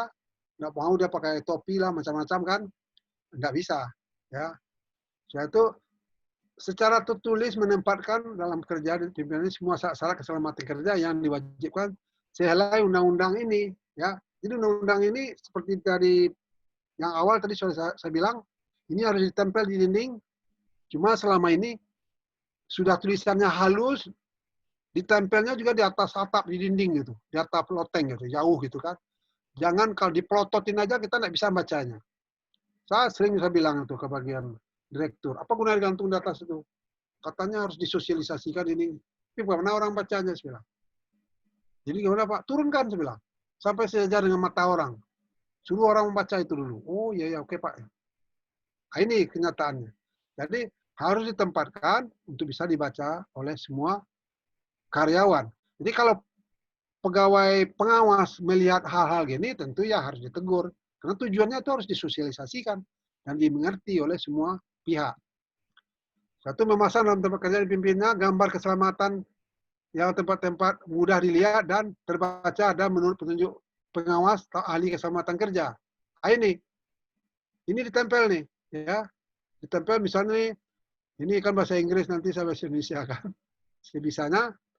Jadi udara bertekanan di kompresor itu tidak boleh disemprotkan ke muka, kemana untuk membersihkan badan, membersihkan baju. Berbahaya, ya. Dengan tekanan 4 PSI itu yang kejadian. 12 PSI ini yang kejadian. 40 PSI apalagi. Ya. Itu. Suatu dibilang di sini. Safety culture. Budaya ketiga. Bagaimana? Safety itu kepanjangan apa? Cari bantuan dan nasihat ketiga. Suatu pastikan adanya proteksi. Suatu ikutin instruksi-instruksi. Ensure high visibility. Pastikan melihat kita dengan jelas. Jangan gelap-gelap kerja. To teamwork always. Jadi bekerja itu kerjasama. Tidak boleh kerja sendiri-sendiri. Suatu pastikan kita tuh mencapai zero casualties. Zero casualties itu artinya nihil kecelakaan. Itu bentuk. Jadi kayak gini ini ditempel di dinding di bengkel-bengkel. Ya, safety is full time job. Jadi keselamatan kerja atau ketiga adalah kerjaan sepanjang waktu. Jangan dibuat itu sebagai bagian aja, bagian waktu aja. Ini maksud di sini nih, himbauan. To hazmat warning level. Ini adalah hazard material yang berbahaya. Jadi B3. Jadi B3, kalau kita di istilah di Indonesia diistilahkan B3. Bahan beracun dan berbahaya. Jadi angka B3 gitu ya. Bahan beracun berbahaya, B3. Jadi ini lambang-lambangnya. Jadi ini khusus nih makan waktu kalau menjelaskan ya, tapi untuk sementara biar ini dulu. Suatu saat kita adakan pelatihan khusus untuk hazmat ini. Nah, ini sekedar lambang dari bahaya tempat kerja. Jadi kalau tiap-tiap lambang ini ada kelihatan, misalnya gambar lambang dari listrik, lambang dari macam-macam ya. Ya ini bisa diperbesar sebenarnya. Suatu di print ya. Dan istilah-istilahnya itu dengan melihat gambarnya saja kita sebenarnya sudah tahu itu bahaya apa itu ya. Bahaya X-ray ya. Itu bahaya corrosion. Dan bahaya laser juga ada itu yang sebelah kiri kanan, yang sebelah kiri bawah sekali. Satu, menyediakan semua alat pelindung diri, ini sudah harus yang apa? Yang harus disediakan alat pelindung diri. Usaha menggunakan tempat-tempat kerja yang sudah ada pada waktu undang-undang ini mulai berlaku. Nah, ini sekadar mukadimah untuk selanjutnya. Kalau pasal 17, selama peraturan undang untuk melaksanakan ketentuan dalam undang-undang ini belum dikeluarkan, maka peraturan dalam bidang ini selama kerja pada waktu undang-undang ini mulai berlaku, tetap berlaku sepanjang tidak bertentangan dengan undang-undang ini. Ini sekedar untuk menjelaskan. Ya. Pasal 18 apa? Undang-undang ini disebut Undang-Undang Keselamatan Kerja yang mulai berlaku pada hari diundangkan. Dan supaya orang dapat mengetahuinya, memerintahkan undang-undang ini dengan menempatkannya dalam lembaran negara Republik Indonesia. Nih, tahun 1970. Ini umumnya belum ada yang lahir nih, saya rasa yang ikut di sini. Ya. 1970 Indonesia. Tapi saya sudah 2 tahun bekerja ini, 1970. Tapi belum mengerti sama sekali. Oke. Bagaimana host? Sudah 1 jam. Ada yang bertanya? Kita ladenin. Oke, baik. Kalau mungkin kita break sebentar untuk mendengarkan pertanyaan-pertanyaan dari peserta mungkin. Silakan ya. Bapak Ibu sekalian, apabila ada yang ingin ditanyakan terkait dengan penjelasan Pak Herman tadi. Apakah ada yang ingin bertanya? Silakan. Atau mungkin Pak Herman ingin bertanya ke para peserta, jika boleh, Pak. Kalau nggak ada, mungkin bisa dilanjut aja, harus Pak. keluar saya. Harus keluar saya dari ini dulu, stop sharing. Ya. Oh, nggak apa-apa, Pak. Secara umum aja. Oh, Secara ya. umum aja. Jadi kita tahu namanya di sini nih. Ya. Oke, baik. Tapi ini di mute semua nih orang-orang. Iya, nanti bisa unmute sendiri di masing-masing. Oke. Setelahnya yang kelihatan tapi tidak bergerak nih fotonya aja mungkin. Pak Ahmad Wianto. Ya, di mana daerah kerjanya, Pak? Halo, Pak Ahmad. Ya, silakan. Saya dari Disnaker, Pak. Kurang keras. Suaranya nggak begitu kedengaran, Pak Ahmad Wianto. Oh, gitu ya. Saya dari Disnaker, Pak. Dari? Dari Disnaker. Disnaker. Oh, ya. Wah, bagus, Pak. Lantas, gimana, Pak? Ada pertanyaan? Atau saya yang bertanya? Ya, selama ini saya masih menyimak aja dulu, Pak. Oh, ya, bagus. Nah. Jadi, menurut saya minta pendapatnya, Pak. Saya jelaskan kan terburu-buru betul ya. Cuma 1 jam sebanyak itu materi. Kan ini perkenalan aja ya. Memperkenalkan Undang-Undang Nomor 1 1970 yang sebagai ujung tombak untuk keselamatan kerja menurut saya. Kalau menurut Pak Ahmad Wianto gimana?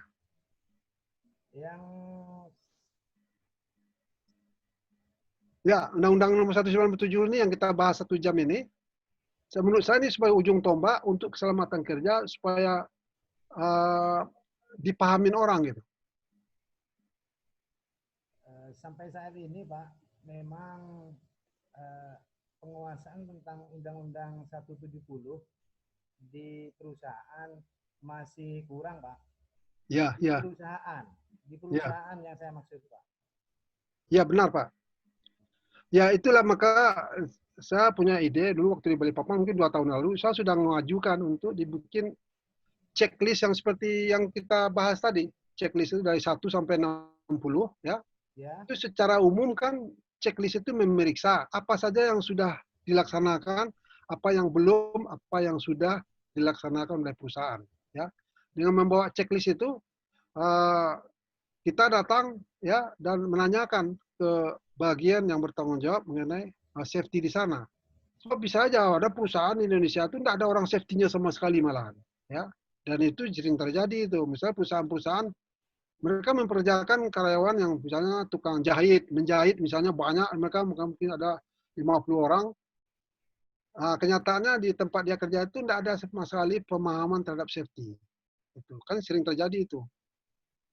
Jadi, ya benar kan Pak. Jadi disinilah saya rasa peran dari dinas pengawasan dan mendatangi mereka dan memberikan penyuluhan gitu. Tapi sebenarnya saya tahu dilaksanakan juga, tapi namanya terlalu banyak ya, jadi rumit juga untuk men-schedule mereka gitu. Tapi memang kami ini sudah melaksanakan ketentuan sesuai undang-undang dan kami otomatis Pak selama 1 bulan itu melaksanakan pengawasan sebanyak 5 perusahaan. Iya. Nah, namun sekarang kan masalahnya perusahaan itu dia tidak untuk melaksanakan kepatuhan aturan undang-undang itu. Otomatis perusahaan yang memang perkembangannya bagus, sehat, mereka pasti melaksanakan sesuai aturan itu. Namun secara bertahap, Pak, tidak mungkin kita melaksanakan kepatuhan itu sampai 8. Pasti mungkin secara bertahap gitu saja. Ya, ya, saya kalau suara apa itu? Kalau saya lihat Pak ya, banyak umumnya dari diskusi saya dengan mereka itu ya, mereka itu tidak paham dengan Undang-Undang Nomor 1 1970 ini. Ya. Mereka tidak paham, jadi mereka tidak tahu apa yang mau disiapkan, apa yang mau dilakukan. Jadi bukan sekali 2 kali ya, sering ya saya ingatkan mereka gini-gini, langsung mereka berubah. So orang akan senang mengerjakan sesuatu yang dia tahu gitu. Ya, itu maksud saya. Jadi saya tercetusnya ide untuk memberikan pengarahan hal ini kan untuk semua kemungkinan. Jadi orang akan tahu benar dia apa. Ya, kalau tahu kita apa yang kita lakukan pasti kita senangkan begitu sebenarnya. Kalau yang lain siapa kira-kira ngasih komentar? Misalnya Pak Renaldo dari Jaya Prau. Oh ya. Ya Pak. Ya Pak, silakan Pak Renaldo. Kalau saya sih memang kalau di Jakarta, mungkin saya bukan basicnya HR kali ya. Ya. Bukan basic HR, tetapi ketika ada sidak dari Disnaker dulu gitu kan, baru dikasih tahu semuanya, itu saya baru tahu. Jadi kalau saya baru menyimpulkan kan mungkin kurangnya sosialisasi terhadap undang-undang ini gitu. Benar.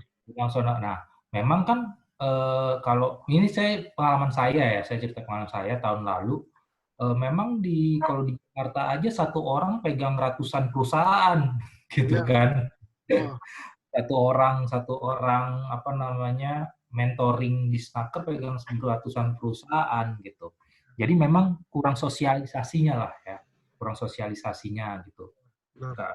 Nah, pada akhirnya ketika perusahaan saya ikut pembinaan, nah disitulah baru banyak sedikit pengetahuan tentang undang-undang ini gitu. Sebenarnya kan undang-undang ini kan dibuat untuk mencapai sebuah kebaikan perusahaan juga kan.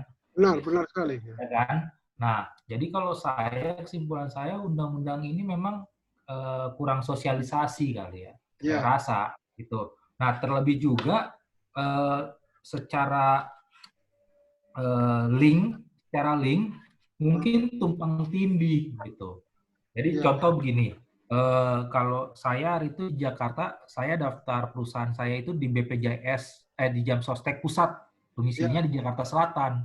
Nah, perusahaan saya itu berada di Jakarta Barat.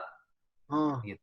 Jadi saya udah melakukan pembinaan semua di Jakarta Barat, Jakarta Selatan pada akhirnya minta pembinaan ulang gitu. Tapi walaupun tidak terjadi gitu. Jadi kalau saya sih ya kurang sosialisasi kalau menurut saya sih. Benar, sampean benar itu. Jadi kurang sosialisasi berarti enggak tahu kan. Seseorang melakukan kerjaan itu enggak tahu, itu enggak akan ada semangatnya. Satu saya rasakan sendiri, ya. Jadi tahu ini lah penting. Iya saya. Ya. So dalam belajar mendapatkan budaya ada 4 tahap, ya. Yang pertama. Jawab Pak Herman. Ya silakan Pak. Begini, kalau untuk sosialisasi kami setiap saat melakukan sosialisasi.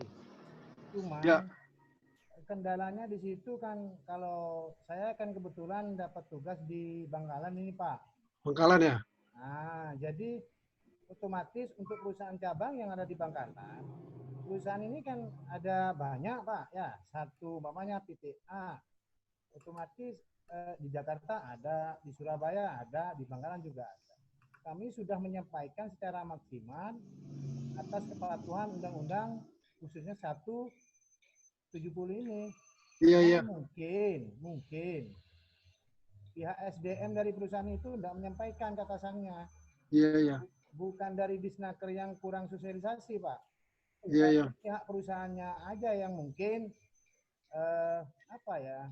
ya tidak menyampaikan lah ke pimpinan pusatnya mungkin. Bisa jadi begitu. Ya, saya rasa ya paling benar ya bahwa kadang-kadang perusahaan itu dia sibuk ngurusan yang tidak ada hubungan dengan safety ya. Jadi itulah maka pendekatan yang saya lakukan ini, yang kita lakukan ini, kita buat daftar checklist ya, yang 60 item tadi itu. Nanti kan dapat nanti apanya, PDF-nya apa? Tujuan kami tadi Pak Herman mengklarifikasi dari Bapak siapa itu yang Bapak siapa tadi? Renaldo. Ya Pak. Ya. Iya nggak apa-apa. Suaranya Pak Halim sangat kecil sekali ya, kurang begitu jelas. Mungkin bisa lebih mendekat ke perangkatnya Pak. Ya begini ya Pak Halim, Pak Renaldo ya. pendekatan dengan checklist ini, audit ya, ini kan belum pernah. Kan saya sudah lama ini kerja belum pernah. Saya pernah mengusulkan 2 tahun lalu di Balikpapan. Itu kalau apanya pimpinan di Snakernya yang daerah kota Balikpapan itu setuju dia sudah. Cuma kan bawahannya enggak terlalu mendukung, jadi enggak jalan juga. Jadi kita memeriksa, mengaudit pakai checklist ini. Suruh dia sendiri yang isi. Ini sudah dilaksanakan atau belum? Jadi ini lebih apa? Kayaknya lebih terasa permasalahan kekurangan mereka gitu. Mereka itu jadi ini langkah yang agak berbeda dari pendekatan selama ini gitu. Ya. Itu maksud kita di sini nih, bahwa ini adalah yang harus disosialisasikan ke orang-orang dengan berupa checklist tadi, ada daftar periksa yang 60 item yang diperiksa. Nanti kalau mereka itu sudah tahu permasalahannya, mereka tidak melaksanakan orang perusahaan ini, tapi dia minimal sudah tahu dia apa yang harus disiapkannya dari 6 item ini. Ya. Kali ini undang-undang. So, selama ini kita kadang-kadang capek menjelaskan ke mereka, mereka itu nggak tahu dia apa yang mau dimulai gitu. Ini pengalaman saya lihat ya. Sudah itu apa lagi kalau SMK 3 ya? SMK 3 mungkin lebih rumit lagi. Banyak di tempat kita di sini di Balikpapan itu dia sudah ikut pelatihan SMK 3. Malah sudah auditor SMK 3 itu 4 hari ya. Auditor SMK 3 4 hari. Tapi enggak ngerti sama sekali dia. Enggak jalan gitu ya, enggak jalan. Karena terlalu apa namanya ini? Dia menerima sesuatu itu terlalu kaku mungkin. Saya menjelaskannya kan berusaha ya, enggak tahu saya hasilnya. Berusaha to the point betul-betul ya bagaimana. Bahwa pelatihan ya, bahwa pemahaman terhadap SMK 3 ini Undang-Undang 1/1970 ini benar-benar kita ngerti gitu. So dalam belajar ini ada 4 tahap yang penting kita pahamin. Yang pertama, yang paling rendah sekali itu kita tidak sadar bahwa kita tidak tahu ya. Kita tidak sadar bahwa kita tidak tahu. Yang kedua, kita sadar bahwa kita tidak tahu. Ya, sadar bahwa kita tidak tahu. Wah, ini udah agak mulai nih. Suatu yang ketiga apa? Yaitu kita sadar bahwa kita tahu. Sadar bahwa kita tahu itu knowledgeable, itu tuh tidak terlalu bagus sebenarnya. Yang bagusnya yaitu kita tuh tidak sadar bahwa kita tahu. Kita tahu, tapi kita tidak sadar bahwa kita sudah menjadi kebiasaan. Contohnya, mungkin bapak-bapak semua di sini pasti bisa bawa sepeda ya. Tidak usah sepeda motor, sepeda. Kita tidak merasa istimewa itu, karena kita sudah membudaya bawa sepeda, tidak merasa istimewa bawa sepeda itu. Ya. Tapi bagi orang yang belum pernah bawa sepeda, itu mau coba naik sepeda itu sesuatu yang istimewa sama dia itu. Ya. Ini bagaimana ada 4 tahap yang harus kita capai. Saya ulang lagi, yang pertama, kita tidak sadar bahwa kita tidak tahu. Jadi sangat primitif ini. Ya. Yang kedua, kita mulai sadar bahwa kita tidak tahu. Nah, ini sudah mengerti sedikit, sudah ada hidayah di sini nih. Yang ketiga, kita sadar bahwa kita tahu. Ya, karena sudah melalui pendidikan, maka dia sadar dia bahwa dia tahu. Tapi ini tidak cukup. Yang bagusnya budaya itu apa? Kita tidak sadar bahwa kita tahu. Nah, ini sudah membudaya jadinya. Seperti saya tidak merasa istimewa atau tidak merasa tahu bahwa saya bisa bersepeda. Saya naik sepeda langsung jalan aja gitu. Nah, ini tahap inilah yang sekarang kita itu mungkin masih baru di tahap yang kedua ya. Kalau dibawa tidak sadar bahwa kita tidak tahu, ini sangat primitif kan. Cuma kita sadar bahwa kita tidak tahu. Ya. Sadar sekarang bahwa kita tidak tahu. Nah, ini masih banyak di sini nih di tahap ini saya lihat ya. Ini yang kalau perlu kita bangkitkan ya, kita bangkitkan. Jadi kita harapkan manajemen orang-orang K3 mulai dia menyadarkan bahwa dia di tahap mana orang-orangnya. Ya, mungkin di tahap yang masih yang tingkat 2 gitu. Ya. Bahwa dia sadar bahwa dia tidak tahu, dia sadar bahwa tidak tahu. Tapi kalau masih tidak tahu, dia tidak akan termotivasi untuk mengerjakan. Ya, itu maksud saya. Oke, bagaimana host? Kita bisa sambung di grup ya, ya enggak Pak Asif? Disambung ya, boleh, pertanyaan-pertanyaan. Nanti akan saya jelaskan nanti. Ya. Kecuali ada yang bertanya lagi. Mungkin silakan. Masih kita beri kesempatan beberapa orang mungkin ya. Ya, yang ingin berpendapat mengenai tentang materi kita hari ini, ya. atau bertanya kalau ada yang belum dipahami gitu. Silahkan, apakah ada?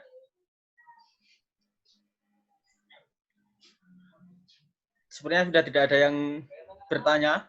Mungkin ini sudah tahap apa ini kira-kira? Sadar dengan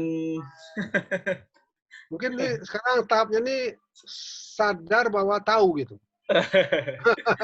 Atau antara itu, antara sadar bahwa sudah tahu dengan yang sadar bahwa tidak tahu. Jadi antara tidak tahu dengan tahu nih sekarang. Iya, iya. Tahap yang akan kita capai adalah kita tidak sadar bahwa kita sudah tahu gitu. Oke, Ya. oke. Kita tidak sadar bahwa kita tidak menguasai. Gimana? Ya, mungkin ini apa Pak Setiawan sepertinya ingin itu, Pak. Silakan, Pak. Saya unmute dulu. Oh, Ya, Pak Setiawan. Pak Setiawan silakan. Masih di mute, Pak, suaranya. Masih di mute itu? Iya. Belum buka, Pak. Belum di unmute, Pak. Silakan di unmute. Nah, sudah Kak, Nah. Pak? Ya, sudah. Ya. Suaranya Terima tadi juga, Pak. Jelas. Selamat sore Pak Herman, Pak Asis sama teman-teman yang lainnya yang bergabung pada materi Undang-Undang Nomor 1 Tahun 70 tentang keselamatan kerja. Ya. Ya, pada dasarnya Undang-Undang Nomor 1 Tahun 1970 tentang keselamatan kerja ini pendapat saya ya memang ada juga perusahaan yang sudah patuh yang sudah patuh terkait dengan keselamatan kerjanya yang dalam arti semua lini sudah terlaksana dengan baik, dalam arti sudah mentaatinya, tapi ada juga perusahaan yang belum patuh terkait dengan keselamatan kerja. Inilah tugas kita sebagai saya berbicara sesuai dengan tugas saya sebagai pengawas untuk bisa mensosialisasikan atau memberikan untuk bisa mensosialisasikan atau memberikan pemahaman pentingnya keselamatan kerja terhadap perusahaan-perusahaan yang memang berisiko tinggi terjadinya kecelakaan kerja. Ya. Nah, itu nanti tugasnya kita. Dan yang tadi dari awal materi Pak Herman sudah menyampaikan checklist itu sebanyak ada 60 item, Pak ya. Saya terima kasih banyak, Pak. Saya terima kasih banyak. Memang untuk pemeriksaan pengawas memang sudah ada checklistnya. Ya, tapi dengan adanya checklist yang dibuat khusus terkait dengan K3 ini, saya baru mau bisa terbantukan gitu, bisa terbantukan dengan checklist yang tadi yang ditampilkan. Nanti mohon izin sama Pak Herman, mungkin checklist itu nanti bisa saya pakai pada saatnya saya melakukan audit atau pada saat melakukan pemeriksaan. Saya mohon izin Pak, untuk bisa dipakai Pak. Saya silakan Pak, saya senang dan gembira betul Pak pakai Pak. Demi Tuhan saya senang betul ya. Siapa teman di sini menggunakan, kalau perlu dibalik Pak, dikembangkan.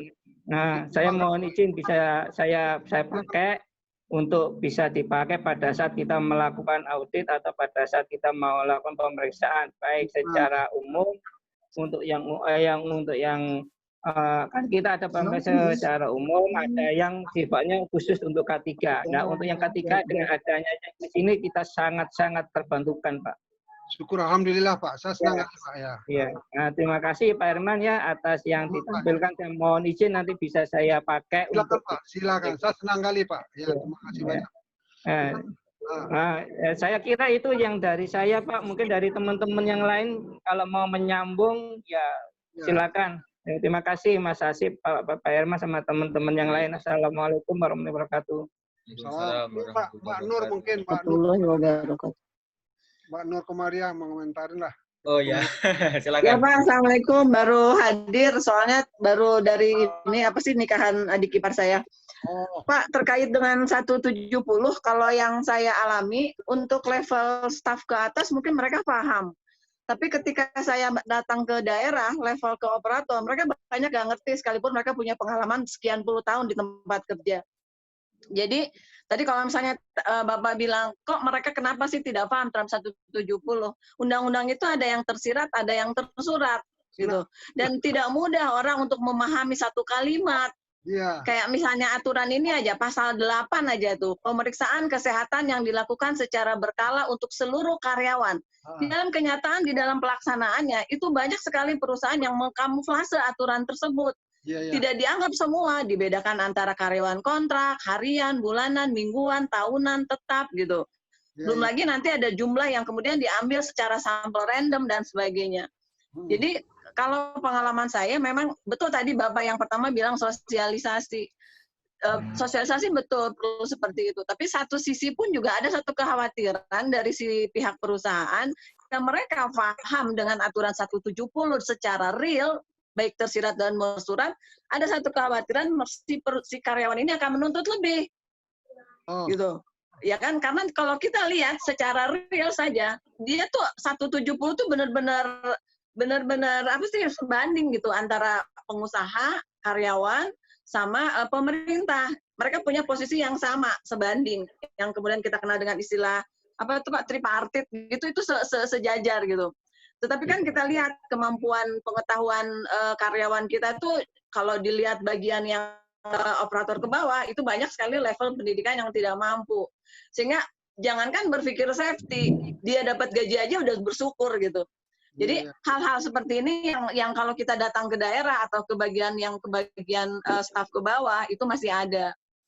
Makanya kalau saya pikir konteks sosialisasi ataupun pemahaman 170 itu memang tidak bisa berhenti, akan terus-menerus, sehingga tapi dengan metode yang sesuai dengan objek yang kita hadapi. Pada saat kita ketemu sama staf mungkin akan berbeda, ketemu sama manajer akan berbeda. Ketika ketemu sama seorang operator, metode penyampaiannya akan berbeda. Bagaimana kita mengaplikasikan 170 itu sebagai faktor kemanusiaan, di mana di undang-undang itu kita memanusiakan manusia. Tidak memposisikan manusia sebagai unsur faktor produksi, tapi manusia sebagai manusia. Itu yang inti yang saya dapatkan sebetulnya. Hanya memang 170 memang setiap kali pelatihan kita mengulas dan itu tidak akan pernah berhenti. Jadi ada banyak yang bisa kita ulik. Kalimat aturan itu begitu luas gitu, sehingga semua orang bisa mengubah itu. Kalau si kementerian tidak punya bisa membatasi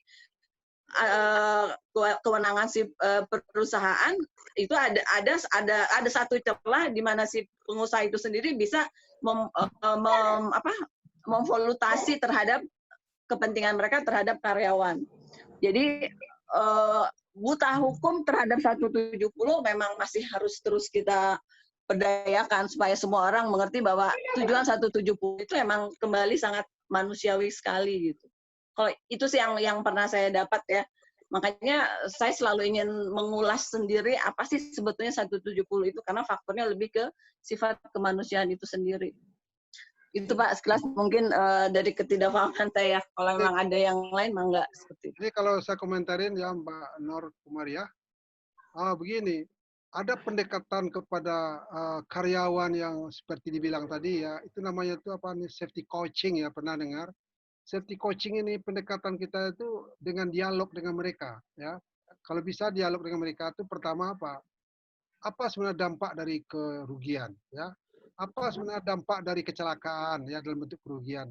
Suatu kecelakaan yang berturut-turut itu tuh cenderung akan menggerus pendapatan per kapita bangsa dan cenderung akan membuat rakyat miskin, tambah miskin, tambah miskin. Di dunia, Indonesia ini 2 kali lebih dari rata-rata dunia dalam masalah kerugian akibat kecelakaan. Itu satu. Jadi coaching ini itu memberikan pemahaman kepada objek kita atau orang yang mau kita hadapi itu dengan cara dialog ya. Dan tentu ini membutuhkan orang-orang yang seperti Mbak Nur ya, dengan komunikasi, dengan strategi yang membuat orang itu merasa tersentuh di dalamnya gitu. So bagaimanapun kecelakaan ini sangat merugikan. Jadi hal-hal ini pentingan. Juga biaya dari kecelakaan itu ya, itu bisa 50 kali rata-rata kalau di dunia ya 50 kali dari yang kelihatan. Kalau dia satu kecelakaan biayanya 500.000 ya, untuk rata-rata di dunia itu bisa 50 kali 500.000 biayanya. Dan banyak hitung-hitungannya itu. Banyak yang mendukung pendapat seperti itu, bahwa kecelakaan yang sebenarnya biayanya itu 50 kali dari yang kenyataannya, dari kelihatan gitu. Nah, jadi safety coaching yang dibutuhkan untuk pendekatan kepada orang-orang yang seperti itu, di mana dialog yang menyentuh ya. Ini perlu digalakkan lagi, tapi kekhususan ini ya tidak mudah juga ya, orangnya harus training juga. Oke, saya rasa cukup nggak host untuk kita bisa sambung di grup nanti. Ya, baik Pak, baik. Oke, saya rasa bagus sekali ya tadi komentar-komentar dari para peserta tadi. Mungkin bisa menjadi bahan perenungan kita dulu lah untuk saat ini ya, sebelum kita tularkan ke banyak orang sekitar kita. Mungkin itu dulu dari kami. Mohon maaf apabila ada kesalahan. Nanti akan